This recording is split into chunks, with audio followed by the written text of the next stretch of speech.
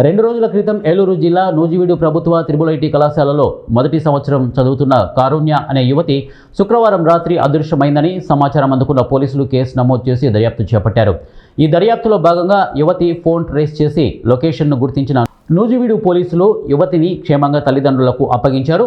Nuzvid town SI మాట్లాడుతూ ఆమెను గుర్తించి తీసుకువచ్చిన తర్వాత ఆమె విజయవాడ ఎందుకు వెళ్ళిందని ప్రశ్నించగా ఆమె చదువులో కొంచెం స్ట్రెస్లోనేనని, మనశ్శాంతి కోసం విజయవాడ కనకదుర్గమ్మ గుడికి వెళ్ళానని ఆమె చెప్పిందని పోలీసులు తెలియజేశారు.